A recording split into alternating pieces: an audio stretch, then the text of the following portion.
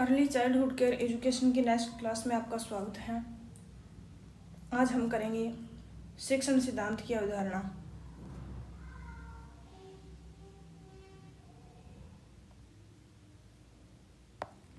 शिक्षण सिद्धांत की अवधारणा से आप क्या समझते हैं? अवधारणा अभिरुचि और अभिवृत्ति का मिला जुला रूप अवधारणा कहलाता है। से आप क्या समझते हैं? शिक्षण के एक महत्वपूर्ण प्रारूप का वर्णन करना है। तो स्टार्ट करते हैं आज का क्वेश्चन।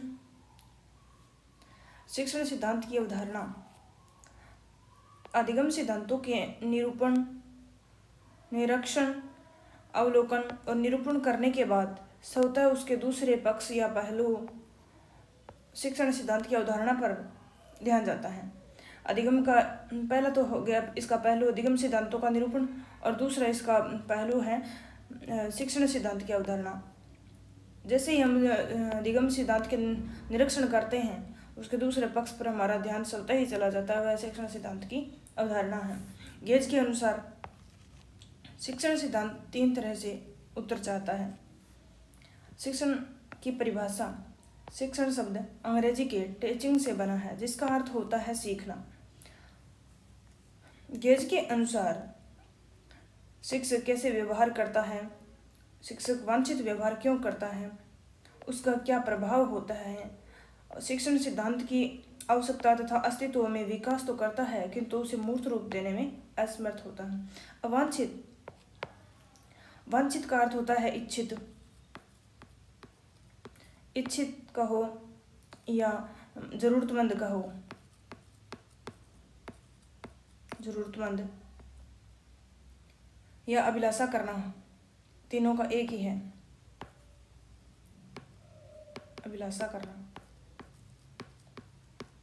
चाहे अभिलाषा करना कहो या इच्छित करना, इच्छा करना कहो या इच्छित कहो या जरूरतमंद कहो। जो कि शिक्षक है ना, वो जरूरतमंद व्यवहार क्यों करता है या इच्छित व्यवहार क्यों करता है, उसका क्या प्रभाव होता है। और शिक्षण सिद्धांत की अस्तित्व करता है लेकिन उसे मूर्त रूप देने में असमर्थ रहता है। ये सब बात कही गेज ने। शिक्षण सिद्धांत के महत्व, क्या सिद्धांत के क्या महत्व है। शिक्षण के सिद्धांतों का कुछ वर्षों में विकास हुआ है। अमेरिका में ज्ञान की खोज तथा कुछ नया करने की परंपरा रही है। विकसित तकनीकी व अनुसंधान शिक्षण पर नए विचार प्रस्तुत किए हैं जो इस प्रकार है। नई नई तकनीकी और अनुसंधानों ने ये शिक्षण पर विचार प्रस्तुत किए हैं। इसमें पहला है विद्वान है, इनमें पहला दार्शनिक है, पहला दार्शनिक कार्य इसमें PW जैक्सन। शिक्षण एक नैतिक कार्य है और इसके द्वारा समाज की भावी पीढ़ी को नैतिकता का मार्ग दिखाया जाता है। इसे ये किसने कहा? PW जैक्सन के अनुसार। दूसरा इसमें दार्शनिक कार्य आता है डी बोनो। उन्होंने कहा कि सामाजिक क्रिया के लक्ष्य की पूर्ति होने पर शिक्षण अधिगम दोनों के उद्देश्य है वो बदल जाते हैं। इसलिए विज्ञान व प्रौद्योगिकी ने शिक्षण व अधिगम दोनों में परिवर्तन कर दिया। यह हमारे समाज की परंपरा रही है कि लक्ष्य की पूर्ति होने पर शिक्षण और अधिगम के दोनों के लक्ष्य बदल जाते हैं। नेक्स्ट पॉइंट है इसका, शिक्षण के सिद्धांत की आवश्यकता क्यों हुई। कि आज के युग में मनोवैज्ञानिकों और शिक्षा शास्त्रियों ने शिक्षण सिद्धांत की आवश्यकता अनुभव की है। उन्होंने यह अनुभव किया है कि आज के युग में इनके शिक्षण के जो सिद्धांत हैं इनकी आवश्यकता है। पहला पॉइंट है कि शिक्षण आज के व्यवहार में वांछित परिवर्तन करता है। वांछित का अभी बताया था कि इच्छित परिवर्तन क्यों करता है। कि आज का जो शिक्षण है, आज के जो टीचर हैं वो क्या करते हैं, इच्छित व्यवहार करते हैं, इच्छित परिवर्तन करते हैं। पढ़ाने का कोई किसी उद्देश्य से पढ़ाते हैं और कोई किसी उद्देश्य से पढ़ाते हैं। उनका पढ़ाने का इच्छित और जरूरतमंद तरीका होता है। जबकि इसलिए आज क्या है, शिक्षण सिद्धांत की आवश्यकता है वो जरूरी है, आवश्यक है। यह अनुभव किया है दार्शनिकों ने। शिक्षण सिद्धांत के द्वारा सीखने की परिस्थितियों पर नियंत्रण किया जाता है। ये सिद्धांत शिक्षा का स्वरूप, स्तर, प्रतिमान, चक्रव्यूह, शिक्षण की व्यवस्था की व्याख्या करते हैं। नेक्स्ट पॉइंट है कि इसके द्वारा शिक्षण के व्यवहार का विश्लेषण किया जाता है। शिक्षण सिद्धांत के द्वारा शिक्षण के व्यवहार का विश्लेषण किया जाता है कि इसमें क्या विशेषता है और क्या विशेषता नहीं है।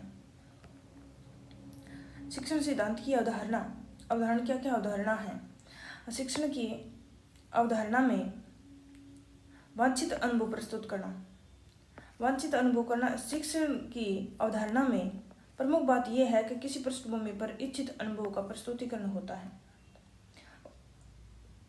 वांछित अनुभव प्रस्तुत करना, इच्छित अनुभव, ये जरूरतमंद अनुभव है वो प्रस्तुत करना, ये क्या हो गया, उसकी पृष्ठभूमि को प्रस्तुत करना, ये हो गया वांछित अनुभव करना। रुचि का उपयोग करना, बच्चों की रुचि का उपयोग करना। शिक्षण की दूसरी अवधारणा है छात्रों की रुचि का उपयोग करना।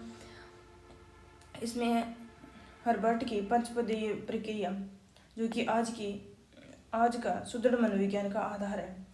ये हर्बर्ट, कहीं कहीं ये नाम हर्बर्ट भी मिलता है, J.F. Herbert. George Frederick Herbert ने 1838 में 4 सिद्धांत दिए थे। पहला दिया था स्पष्टता का सिद्धांत दिया था। पहला दिया था स्पष्टता का सिद्धांत दिया था। दूसरा दिया था संबंध का सिद्धांत। तीसरा दिया था व्यवस्था का सिद्धांत। तीसरा दिया था प्रयोग का सिद्धांत। तो ये सिद्धांत मान्य नहीं हुए। स्पष्टता का, संबंध का और व्यवस्था का, प्रयोग का सिद्धांत दिया था, ये मान्य नहीं हुए।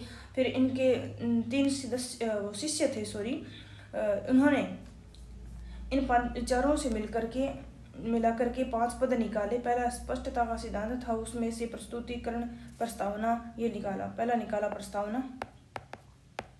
प्रस्तावना वो निकाला था जिलर ने, और उसी प्रस्तावना में से फिर उद्देश्य कथन निकाले, वो निकाला राइन ने। फिर संबंध का सिद्धांत में से तुलना का पद निकाला था स्पेंसर ने, तुलना का निकाला, ठीक है।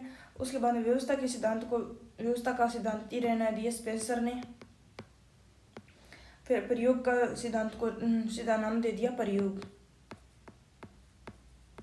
ये दिया था स्पेंसर ने।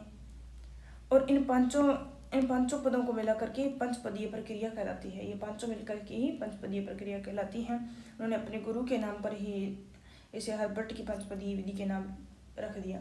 तो ये आपको ध्यान रखना है। मौलिक प्रश्नों का उत्तर। शिक्षक का व्यवहार महत्वपूर्ण भूमिका अदा करता है। अध्यापक कैसे व्यवहार करता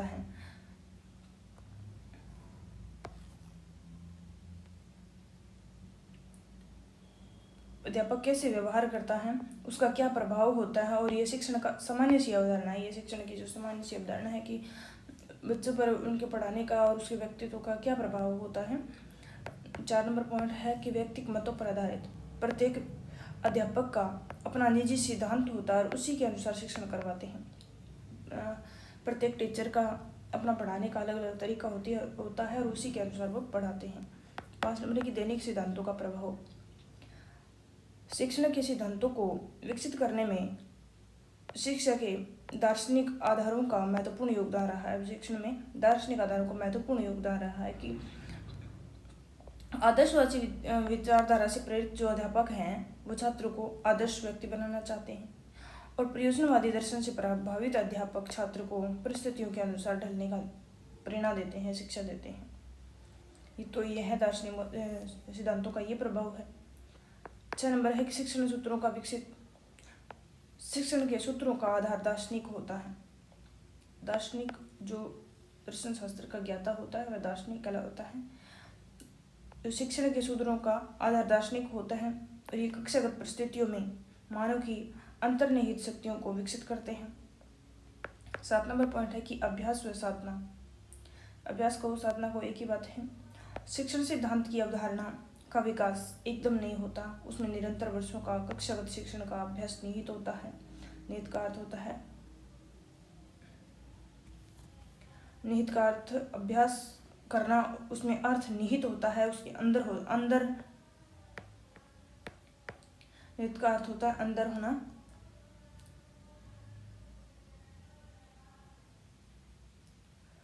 जैसे करत करत अभ्यास जड़मति होत सुजान। ये वह है कथन है। इससे ये होता है कि अभ्यास करने से वो जड़ मती मूड के मती होते हैं वो भी विद्वान बन जाते हैं, इसलिए अभ्यास में करनी चाहिए। नेक्स्ट पॉइंट है इसका 8वां कि मानव योग्यताओं का विकास।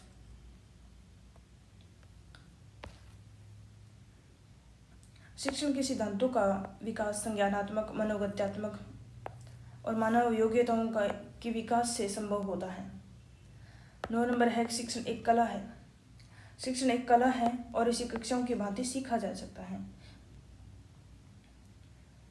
सही है, यहाँ तक आगे हैं। 10 नंबर सामाजिक क्षमता। शिक्षण की सफलता के लिए कि शिक्षक समाज की आवश्यकता पूर्ति करने की योग्यता रखता हो।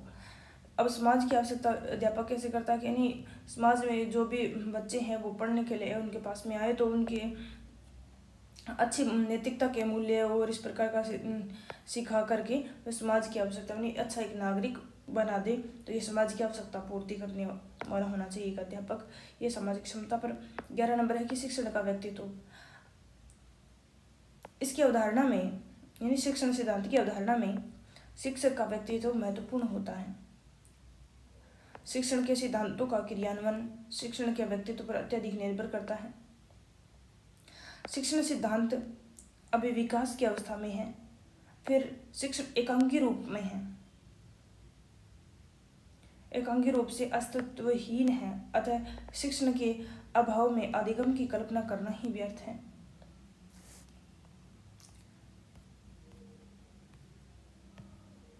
तो यह है अपना शिक्षण सिद्धांत की अवधारणा का क्वेश्चन। इसमें शिक्षण सिद्धांत की अवधारणा गेज के अनुसार शिक्षण सिद्धांत 3 तरह का होता है। शिक्षण सिद्धांत की परिभाषा, शिक्षण सिद्धांत के महत्व,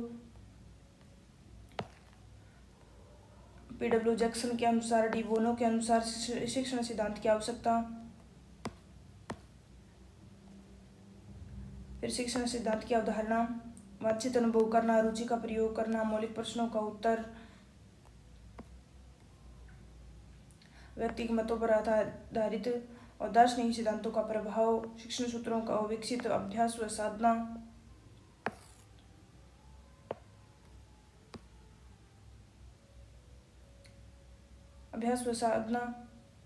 मानव योग्यताओं का विकास, शिक्षण एक कला है, सामाजिक क्षमता, शिक्षण का व्यक्तित्व। तो ये था आज का शिक्षण सिद्धांत की अवधारणा का क्वेश्चन। नेक्स्ट क्वेश्चन है इसका, शिक्षा मनोविज्ञान के स्वरूप और क्षेत्र की व्याख्या करो। ये क्वेश्चन करेंगे हम नेक्स्ट क्लास में। आज के लिए बस इतना ही। All the best.